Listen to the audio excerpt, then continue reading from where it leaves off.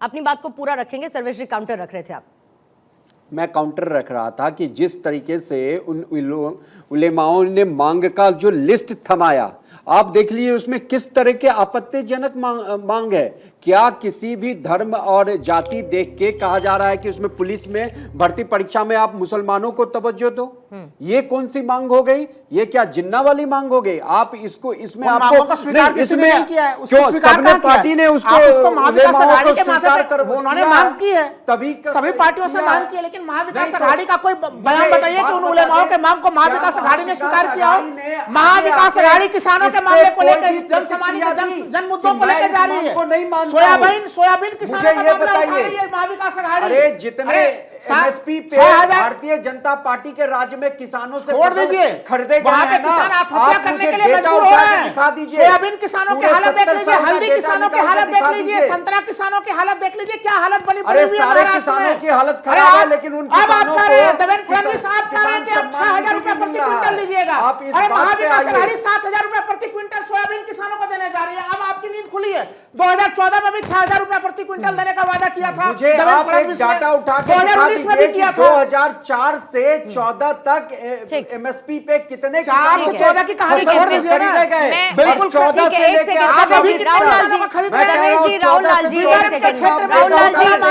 राहुल लाल जी, रंजीत कुमार मिश्रा जी भी कांग्रेस के प्रवक्ता जुड़े हुए हैं। अनुजा, जल्दी से 1 मिनट का काउंटर आपसे लेना चाहूंगी, फिर रंजीत जी 1 मिनट का काउंटर लेके फिर उसके बाद एक मुझे ब्रेक के लिए जाना है। पहले अनुजा आपके साथ शुरुआत करते हैं। देखिए पूर्णिमा जी, मुझे यहाँ पर काउंटर देने की जरूरत नहीं है, काउंटर तो जनता देगी।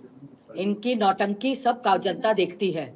जिस तरीके का ये ड्रामा चलाते हैं ना, और ये जो ड्रामा खेलते हैं कि हम दलित के साथ हैं और एसपी के साथ भी खड़े हो जाते हैं, दो लौंडे, तो ये सब दिखता है कि वहां पे वो पीडीए चलाते हैं, यहाँ पर ये जिस तरीके का आरक्षण खेलते हैं। अरे मैं तो कहती हूँ कि आरक्षण का गेम खेलिए आप, तो क्यों नहीं राहुल गांधी सबसे पहले आरक्षण का फॉर्म वो खुद भर दे।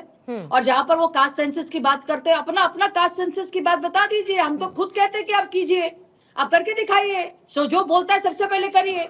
आप जहां पर उलेमाओं के साथ खड़े हो जाते हैं, जहां पर ये अघाड़ी के लोग जहां पर बात करते हैं, ये जो यूबीटी की सरकार है, उनके ऊपर कितने घिनौने और कितने सीरियस क्राइम्स का इनके ऊपर पूरा कन्विक्शंस है।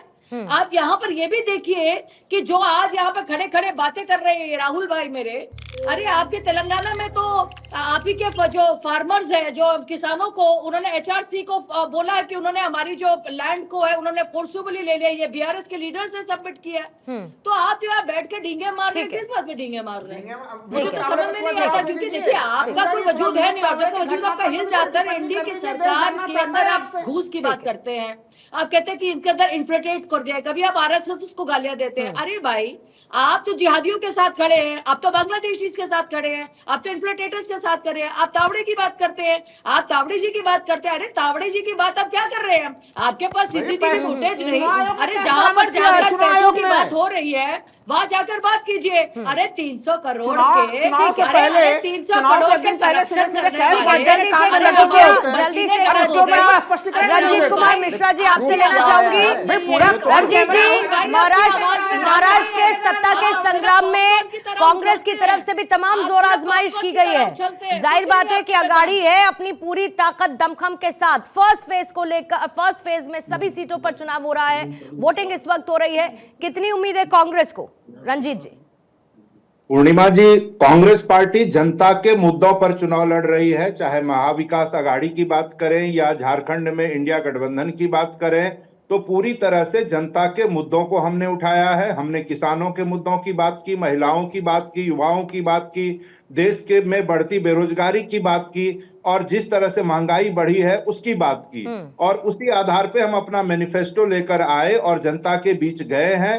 हम ये बात नहीं करते हुए जाते हैं कि बटेंगे तो कटेंगे। इस तरह की भाषा, इस तरह की नफरती राजनीति भारतीय जनता पार्टी करती है, और भारतीय जनता पार्टी को इस नफरती राजनीति का पूरा इस बार उनको नुकसान होगा, और लोगों ने उनको एक्सपोज भी किया है।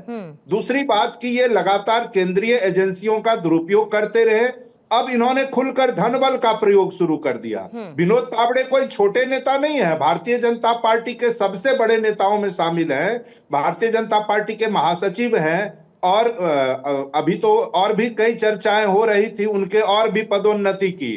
तो मुझे लगता है कि जिस तरह से खुलेआम उन्होंने कानून की धज्जियां उड़ाई है, आचार संहिता की धज्जियां उड़ाई है, और 10 लाख रुपए के करीब तो उनके पास से कैश भी बरामद हुआ है, 2 जगह एफआईआर भी हुआ है, और वहां से जो डायरी प्राप्त होने की बात हो रही है उसमें तो 10 से 15 करोड़ रुपए बांटे जाने के सबूत की बात हो रही है। तो वो भी जांच होने दीजिए। मुझे लगता है कि भारतीय जनता पार्टी अब बौखलाहट में है। अब उन्हें लगता है कि महाराष्ट्र की सत्ता और झारखंड की सत्ता उनके हाथों में नहीं आने वाली दे पाऊंगी, मुझे ब्रेक ले जाना है। तरह के हथकंडे वो 20 सेकंड बहुत है मेरे लिए। बोले। मैं सिर्फ इनको काउंटर ये दे देती हूँ, लाल डायरी का क्या हाल है, कहाँ घूम रही है आपकी लाल डायरी, है ना? कल जो आपने करोड़ों रुपए बांटे पूरे देश के सामने भारतीय जनता पार्टी का असली चरित्र चाल और चेहरा आ गया है। और दूसरी बात लाकर दे दीजिए, कहाँ पर घुमा के घूम रहे थे? तो बंद करा के रखा था आप लोगों ने होटल का सीसीटीवी कहाँ घूम रहे थे लेकर? वो तो बहुजन विकास आघाड़ी के लोगों ने जनता पार्टी है, ऑन कराया पूर्णिमा जी, ये वही उसको। भारतीय जनता पार्टी है जिसके राष्ट्रीय अध्यक्ष को लोगों ने रंगे हाथों पकड़ा था नोट की गड्डी उठाते हुए। ये भारतीय जनता पार्टी वही है।